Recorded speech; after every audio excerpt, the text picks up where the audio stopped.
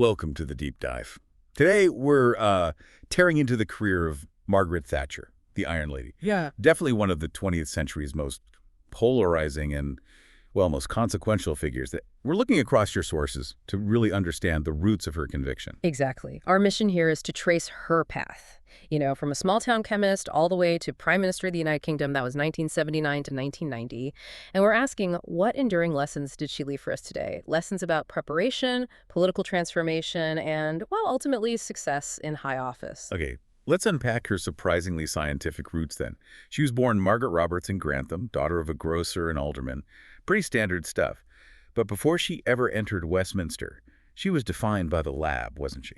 Absolutely. And this is, I think, a critical detail that shapes her entire political style. She studied chemistry at Somerville College, Oxford, graduating back in 1947. Right. She then worked as a research chemist at J. Lyons & Co., where she actually contributed to developing emulsifiers famously for ice cream.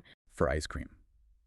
And the sources point out she was reportedly prouder of being the first prime minister with a science degree than being the first woman PM.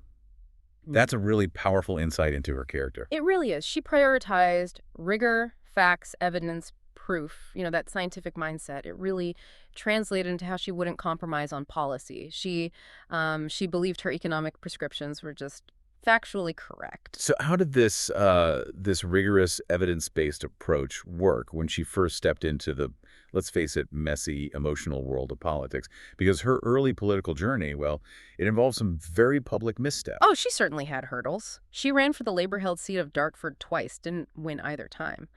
But the real political lesson maybe came later with that infamous nickname, Margaret Thatcher, Milk Snatcher, after a 1971 policy decision. Ah, yes, the milk.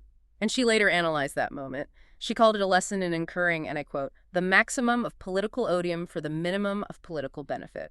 It taught her the cost of, a tactical PR failure. That moment really underscores her commitment to preparation, though, doesn't it? She didn't just, touch it out. She actively worked on her image.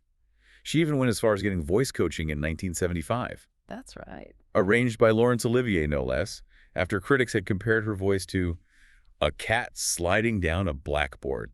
Ouch. That level of calculated strategic presentation is really what makes her transformation so compelling.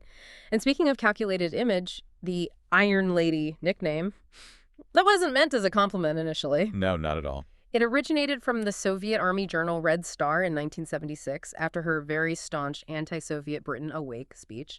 But she embraced it immediately, strategically likening it to the Duke of Wellington's Iron Duke title. Very clever. Okay, so here's where it gets really interesting. Once she actually reached power, what was the core of Thatcherism? What did she do to define her premiership? Well, Thatcherism was fundamentally about reversing the post-war consensus. She believed strongly in greater individual liberty, free markets over state control. This meant huge privatizations of state-owned companies and, crucially, aggressively reducing the power of trade unions. That defined confrontations like the really bitter 1984-85 miners' strike. Right, a defining conflict. Yeah. But she balanced that conflict with some major victories, didn't she? Namely, the huge political boost from the 1982 Falklands War. Absolutely key. And the profound economic change, the 1986 Big Bang deregulation, which fundamentally restructured London's financial trading rules and really cemented the city's role as a global finance hub. And her defiant philosophy, it's captured perfectly in her own words. Remember the 1980 Conservative Party conference? You turn if you want to, the lady's not for turning. Classic Thatcher. That conviction drove her, as did her view on the limits of government spending, captured in another famous quote, "There is no such thing as public money. There is only taxpayers' money." But even that absolute conviction had its limits.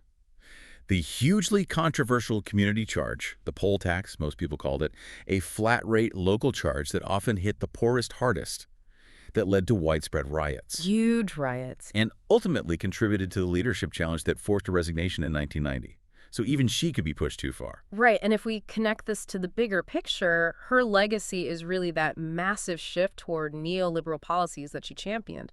What's fascinating here is her relentless emphasis on individual responsibility, captured in her famous and, let's be honest, highly controversial belief that there is no such thing as society. There are individual men and women, and there are families. And her long-term influence, it just transformed the UK political scene, way beyond her own party. I mean, her successor, Tony Tony Blair later accepted the bulk of Thatcherism as basically irreversible.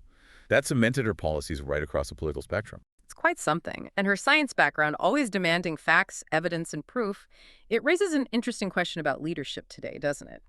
While she focused on evidence for her economic agenda, she later, quite controversially, reversed her supportive stance on climate change policy back in 2003. It really highlights the challenge leaders face when applying evidence to these huge, complex global issues. So what does all this mean for you listening now? Her career, whether you admired her or loathed her, demonstrates the absolute necessity of preparation, unwavering conviction, and really strategic communication. And maybe consider this final thought. When she became PM, she famously quoted the prayer of St. Francis, "Where there is discord, may we bring harmony." Yet her style, her conviction politics made her one of the most polarizing figures of the 20th century. So how does the ongoing massive debate about her very complex legacy challenge our modern understanding of what harmony even means in high-stakes political leadership? Something to think about.